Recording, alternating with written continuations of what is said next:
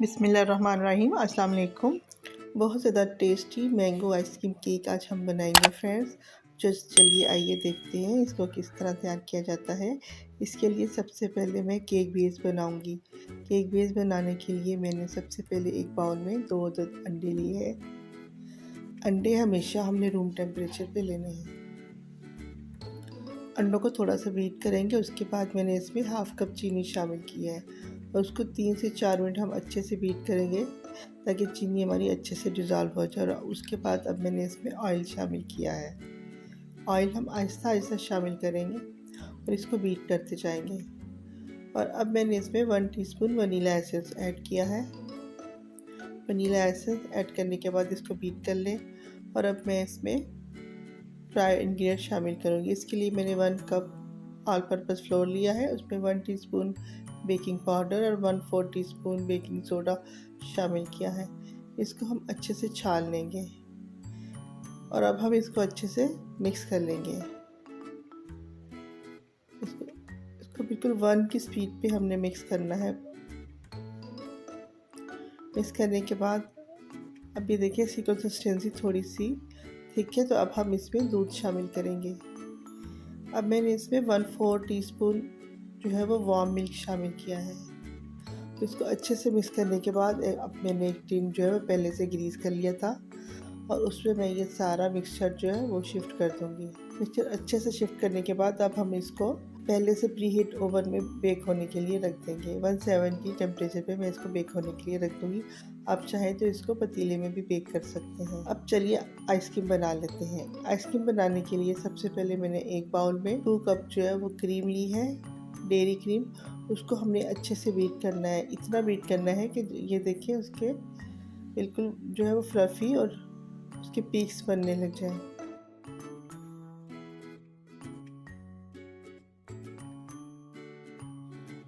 جب کریم کے soft packs بننے لگ جائیں تو اب میں نے اس میں کنڈینس ملک شامل کیا ہے۔ میں اس میں شوگر ایڈ نہیں کروں گی کیونکہ میری کریم میں بھی پہلے سے میٹھی ہے اور کنڈینس ملک میں نے ہاف کپ اس میں کنڈینس ملک شامل کیا ہے اور کنڈینس ملک بھی میٹھا ہوتا ہے۔ اب اس کو آپ اچھے سے بیٹ کر لیں۔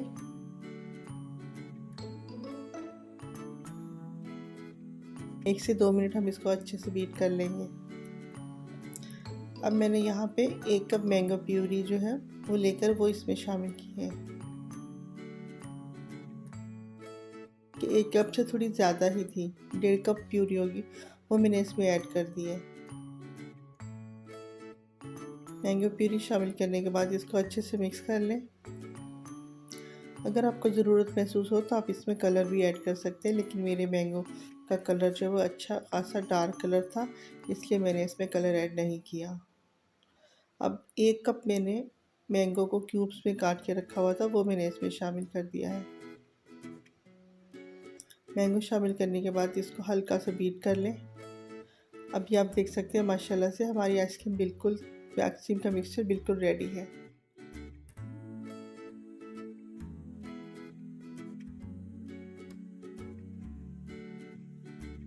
میرا کیک بھی اچھے سے بیک ہو چکا ہے، اس کو میں نے 15 سے 20 منٹ اس کو بیک ہونے کے لیے لگے ہیں۔ لے کر اس میں پہلے کیک کو آپ اچھے سے ٹھنڈا کر لیں۔ یہ دیکھیے ماشاءاللہ سے ہمارا کیک بالکل بیک ہو چکا ہے۔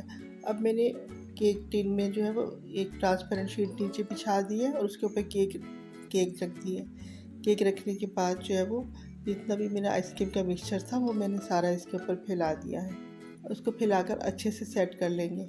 اب ٹرانسپیرنٹ شیٹ کو جو ہے وہ اوپر اچھے سے فولڈ کر لیں، اس کو کور کر کے فریزر میں 7 سے 8 گھنٹے کے لیے اس کو فریز ہونے کے لیے رکھ دیں۔ اب چلیے آئیے کیک کے اوپر گارنش کرنے کے لیے اس کا گلیز تیار کر لیتے ہیں۔ اس کے لیے میں نے ہاف کپ مینگو پیوری لی ہے اور اس میں ہاف کپ پانی شامل کیا ہے۔ پانی شامل کرنے کے بعد اس میں نے 1 ٹیبل اسپون جو ہے کارن اسٹارچ شامل کیا ہے۔ شامل کرنے کے بعد اس کو اچھے سے مکس کر لیں اور 1 ٹی اسپون اس میں شوگر بھی ایڈ کی ہے۔ تمام چیزیں شامل کرنے کے بعد اس کو اچھے سے مکس کر لیں اور اس کو کوک کر لیں۔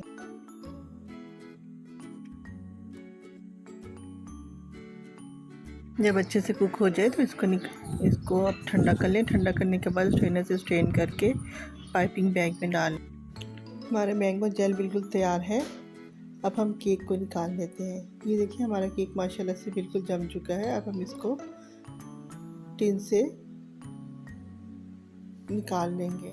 टिन से निकालने के बाद मैंने उसको प्लेट में रख लिया है। और अब जो मैंने ये मैंगो जेल बनाया था उसको मैंने स्ट्रेनर से स्ट्रेन करके और पाइपिंग बैग में डाल दिया था।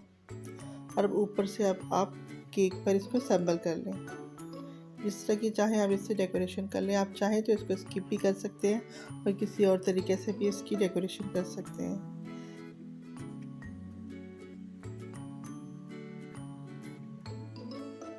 ये देखिए हमारा मैंगो केक माशाल्लाह से बिल्कुल तैयार है और ये खाने में बहुत ज़्यादा टेस्टी तैयार होता है। और आजकल मैंगो का सीज़न है, आप ये रेसिपी ज़रूर ट्राई कीजिएगा। और ख़ास तौर पे और आजकल बच्चे भी घर पे हैं, बच्चों को भी ये वाली रेसिपी बहुत ज़्यादा पसंद आएगी। उनको भी बनाइए और उनको खिलाइए। और आखिर में मैंने इसको मैंगो से गार्निश कर लिया था। आप इसको अपनी पसंद से जिस तरह चाहें उस तरह गार्निश कर सकते हैं। गार्निश करने के बाद इसको थोड़ी देर फ्रीज़र में रख दें ताकि ये थोड़ा सा सेट हो जाए। और उसके बाद ये देखिए माशाल्लाह से हमारा मैंगो केक बिल्कुल रेडी है सर्व करने के लिए। ये मैंगो केक बहुत ज़्यादा टेस्टी तैयार होता है। अगर मेरी रेसिपी आपको अच्छी लगे तो प्लीज़ मेरे चैनल को सब्सक्राइब कीजिएगा और ज़्यादा से ज़्यादा लाइक एंड शेयर कीजिएगा अपने फ्रेंड्स एंड फैमिलीज़ में। और मुझे अपने फीडबैक से ज़रूर आगाह कीजिएगा और मुझे अपनी दुआ में याद रखिएगा। मिलते हैं किसी नई रेसिपी के साथ। उस वक्त तक के लिए खुदा हाफिज़। Thanks for watching.